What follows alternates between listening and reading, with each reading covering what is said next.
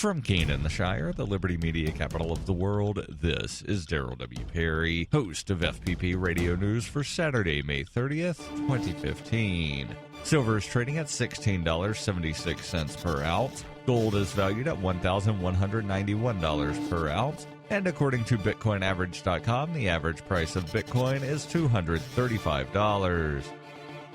Antiwar.com reports White House officials yesterday angrily condemned Congress for ongoing talks about the authorization for the use of military force against the Islamic State, saying they should simply sign off on what President Obama wants. Press Secretary Josh Earnest insisted their jobs require basically only fulfilling the bare minimum, adding that passing the AUMF exactly as Obama worded it would show unity among U.S. officials on the war. When the White House introduced their authorization for use of military force, it was widely expected Congress would pass whatever was put in front of them. The administration, bragging about the language being deliberately vague to allow them to do whatever they wanted, fueled some opposition, however, and the bill basically died in committee. Since the administration has been carrying out the war illegally for nearly a year at any rate, there is a growing sense among Congress that the White House is going to do whatever it wants with or without the vote, and Senator Bob Corker of Tennessee insisted the vote was little more than an intellectual exercise.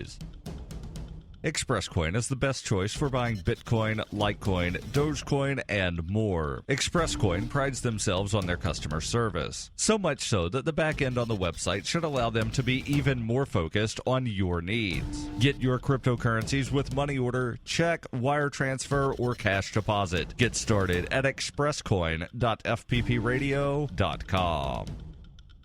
Wired reports on Friday Ross Ulbricht was sentenced to life in prison without the possibility of parole for his role in creating and running the Silk Road Marketplace. Judge Catherine Forrest gave Ulbricht the most severe sentence possible beyond what even the prosecution had explicitly requested. The minimum Ulbricht could have served was 20 years. She told Ulbricht as she read the sentence, and referred to his pseudonym as the Silk Road's leader, the stated purpose of the Silk Road was to be beyond the law. In the world you created over time, democracy did not exist. You were captain of the ship, the dread pirate Roberts. Silk Road's birth and presence asserted that its creator was better than the laws of this country. This is deeply troubling, terribly misguided, and very dangerous. In addition to his prison sentence, Ulbricht was also ordered to pay a massive restitution of more than $183 million, what the prosecution had estimated to be the total sale of illegal drugs and counterfeit IDs through the Silk Road over the course of its time online. Any revenue from the government sale of the Bitcoin seized from Silk Road servers and Ulbricht's laptop will be applied to that debt.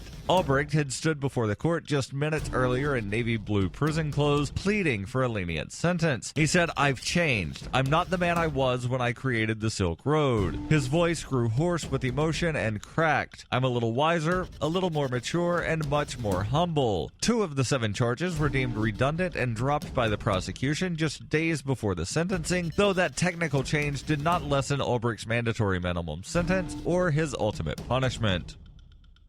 For over 35 years, Robertson Roberts has been a trusted source for buying and selling your investment-grade precious metals. They also take Bitcoin for precious metal purchases and permanently removed the minimum purchase order for all orders paid in the digital currency. Call Robertson Roberts today for knowledgeable advice on investing and a forward-thinking approach to new technologies. 850-478-5270 or online at rrbi.co.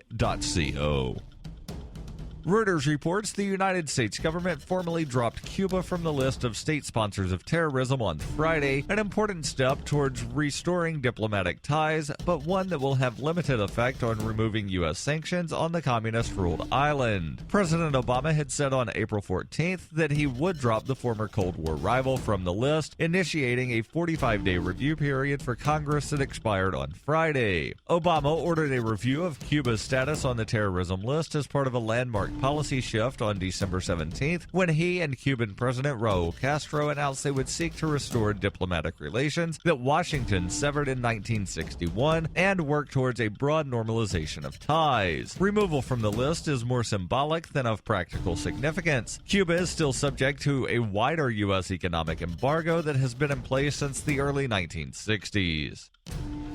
This has been FPP Radio News, online at fppradio.com.